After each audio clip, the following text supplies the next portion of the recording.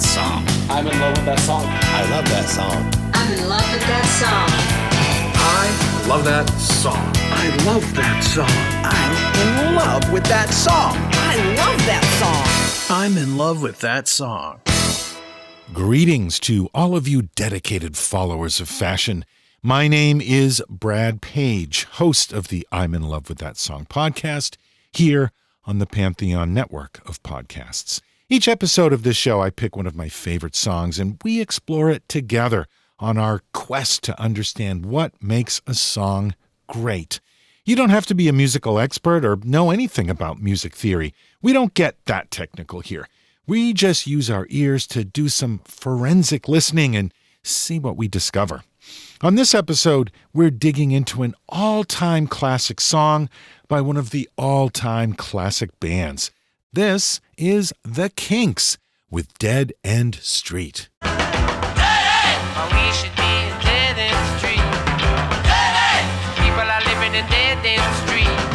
I'm going to die in Dead End Street.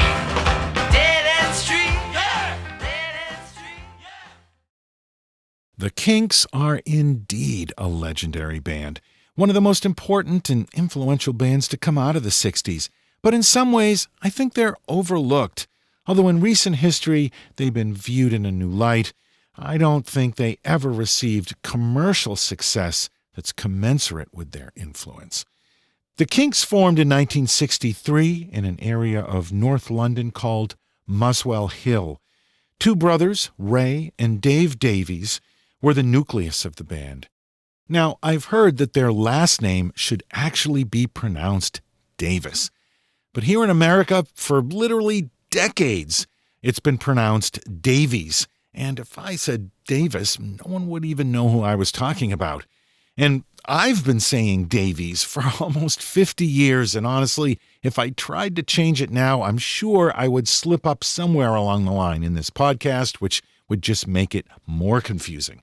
So I'm going to continue pronouncing it Davies, and I apologize to anyone who's annoyed by that. Ray Davies was the primary singer and songwriter, and he played guitar. His younger brother, Dave Davies, played lead guitar and would occasionally sing a lead vocal. The original lineup of the band that became the Kinks included Pete Quaife on bass and Mick Avery on drums. Working with producer Shel Talmy, they signed a record deal with Pi Records in early 1964. The band was persuaded to cut a version of Little Richard's Long Tall Sally and release that as their first single. To be honest, I don't think it's a great version. From what I understand, it was a song that they'd never even played before, and it doesn't feel to me like their hearts were really in it. Not surprisingly, the song failed to make much of a dent on the charts. Gonna tell Aunt Mary about Uncle John. He says he got the blues, but he has a lot of fun. Oh, baby. Yeah, yeah, yeah. Oh, baby. Yeah, yeah, yeah. Oh, baby. We're having some fun tonight. Their second single was an original written by Ray Davies called You Still Want Me, which sold even less than that first single. It didn't even make the charts, but at least it was one of their own compositions. When you passed me by, you didn't look my way. But one thing I know, our love is here to stay.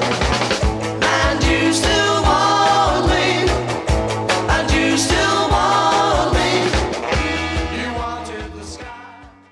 But their third single, that was a different story.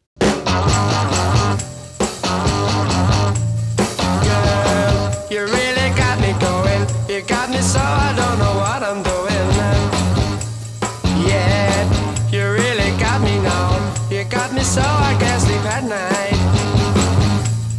Yeah, you really got me now. You got me so I don't know what I'm doing. Oh yeah, you really got me now. You got me so I can't sleep at night. You really got me. You really got me. You really got me.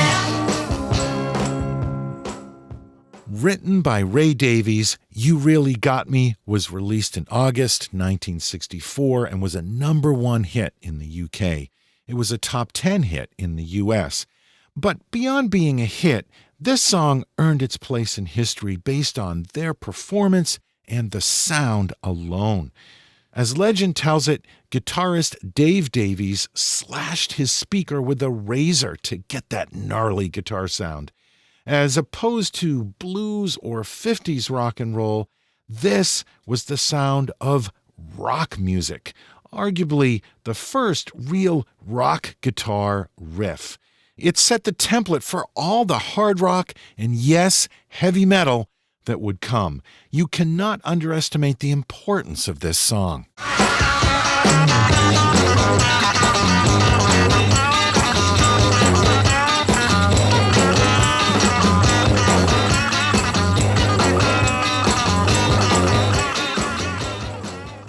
They followed that with a string of incredible singles. Most of them have become classics, including All Day and All of the Night, Tired of Waiting, See My Friends, A Well-Respected Man, Till the End of the Day, Dedicated Follower of Fashion, and Sunny Afternoon. Just an amazing run of songs.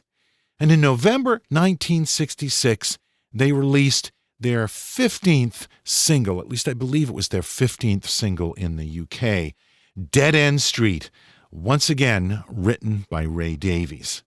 Ray had been continually improving and evolving as a writer, and Dead End Street is, I think, somewhat of a milestone in the Kinks catalog.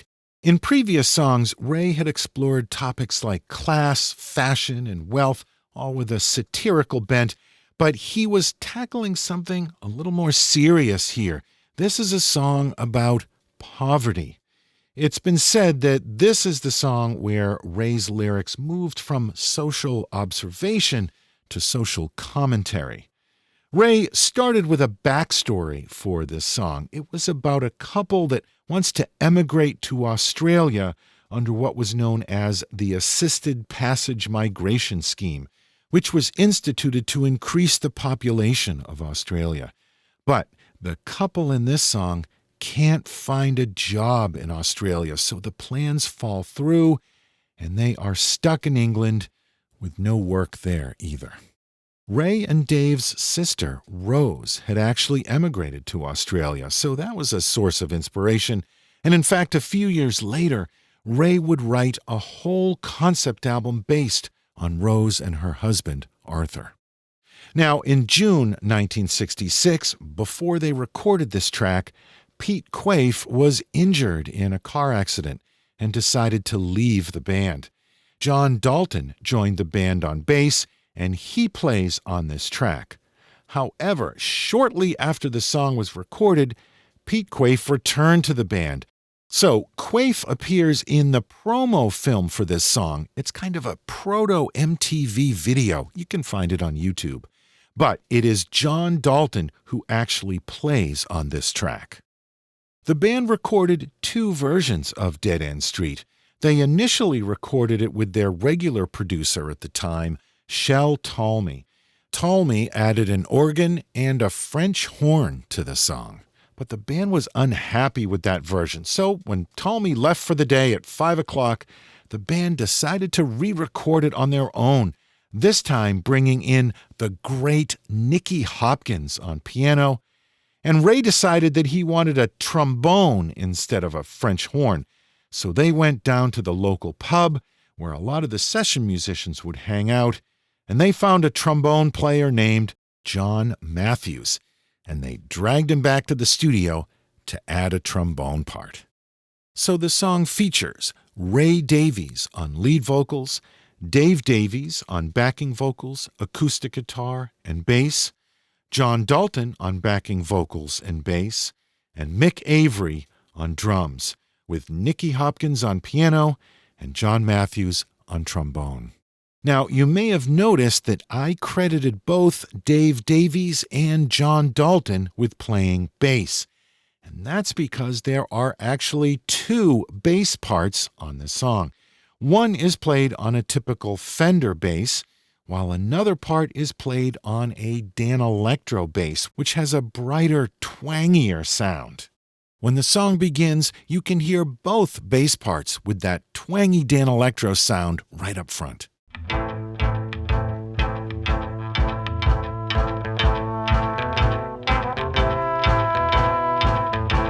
And let's hear a little of that trombone part.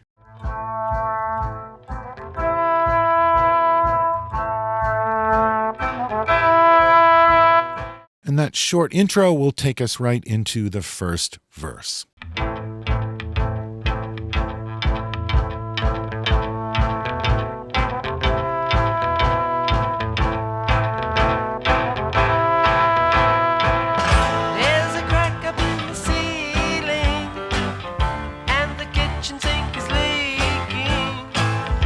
At this point, Ray was writing songs so rapidly that he was pulling ideas and inspiration wherever he could find them. He was living in an old house at that time that had a crack in the ceiling, and he used that to kick off this first verse. There's a crack up in the ceiling, and the kitchen sink is leaking. Out of work and got no money, a Sunday joint of bread and honey. On the second part of the verse, Ray doubles his vocals. What are we living for? Two-room apartment on the second floor. The instrumental backing also follows that vocal line, which reinforces the melody.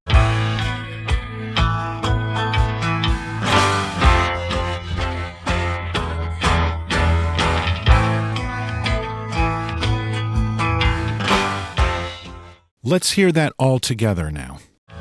What are we living for? Two-room apartment on the second floor. No money coming in. The rent collector's knocking, trying to get in. We are strictly second class, and we don't understand. That section there that leads us into the chorus takes advantage of the woozy but mournful sound of the trombone.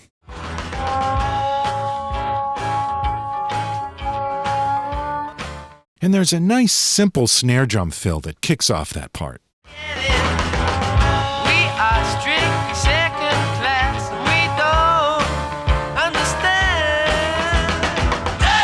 Why we should be in dead-end street. People are living in dead-end street. And really nice use of gang vocals here. Leading into the chorus, Ray sings, "We're strictly second class and we don't understand." And then the crowd chants "dead end," like they're voicing their anger and frustration. We are strictly second class, and we don't understand. Why we should be in dead-end street. People are living in dead-end street. I'm gonna die in dead-end street. Then the call and response pattern switches. Instead of the crowd chanting first, they respond to Ray's call of Dead End Street with a defiant "yeah." Why we should be in dead-end street. People are living in dead-end street. I'm gonna die in dead-end street. Dead-end street, yeah. Dead-end street, yeah. And that brings us directly into the second verse.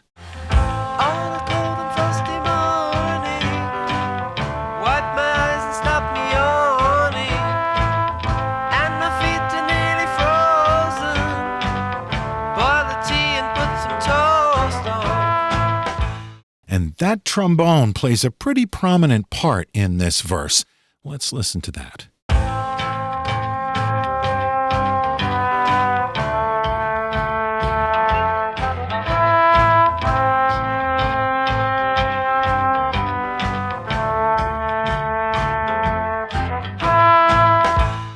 And here's the part of this song where he talks about losing the chance to emigrate to Australia and not being able to work. What are we living for?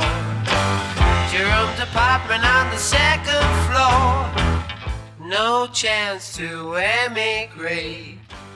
I'm deep in debt and now it's much too late.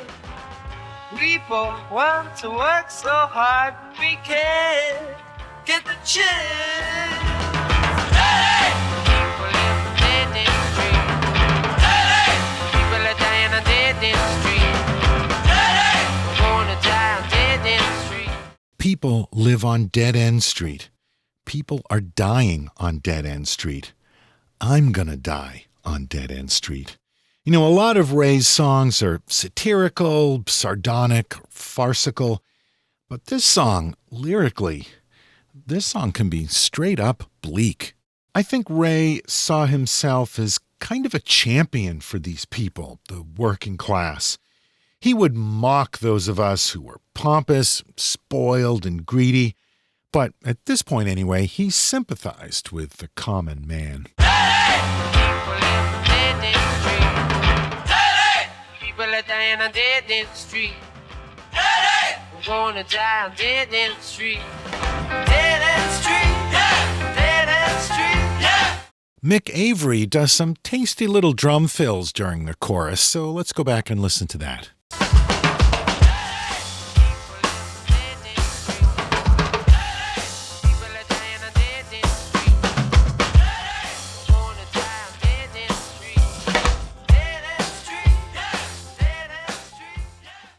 That brings us to a short instrumental section that features the trombone. You can also hear that twangy Dan Electro bass here, and they also add in some hand claps.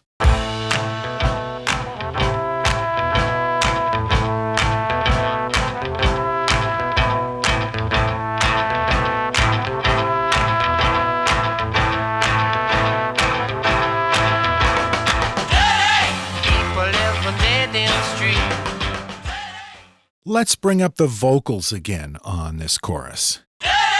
People live on dead end street.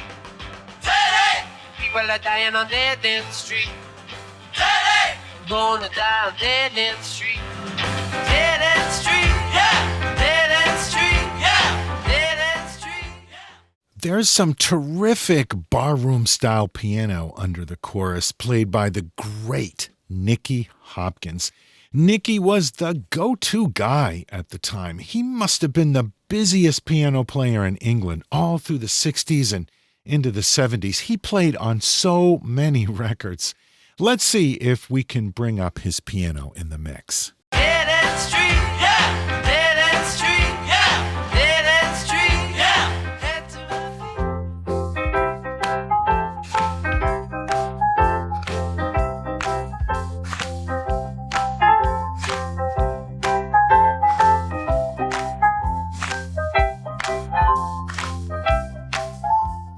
As the song approaches the final fade-out, the hand claps return, and the trombone takes a solo on the way out.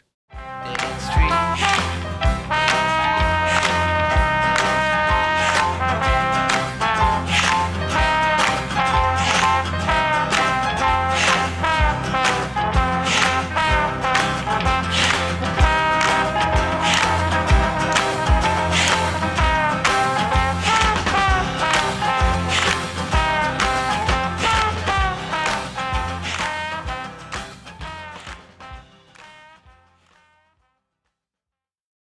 The Kinks, Dead End Street.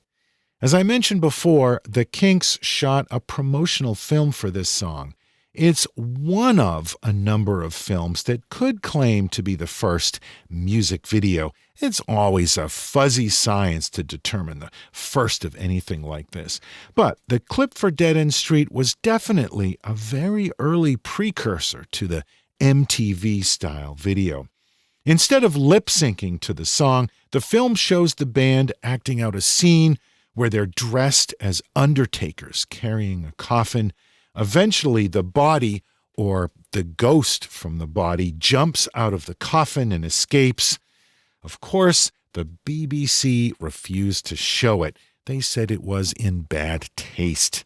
But you can watch it on YouTube now. Thanks for joining me for this episode. If you enjoyed this one, there's plenty more like it. You can find all of our previous shows on our website, lovethatsongpodcast.com, or just search for the I'm in Love with That Song podcast on Amazon, Google, Apple Podcasts, Spotify, Stitcher, anywhere that you can find podcasts, you'll find this show. You can keep in touch with us on our Facebook page. Just look for the I'm in Love with That Song podcast. That's also a great place to leave comments or feedback. And if you'd like to support the show, the best thing you can do is to just tell people about it. Share it with your friends, because your word of mouth is the best advertising that any podcast could get. I will be back in 2 weeks with another new show. Until then, check out some of the other great podcasts on the Pantheon Network. And thanks for listening to this episode on Dead End Street by the Kinks. People live on dead end street. People are dying on dead end street.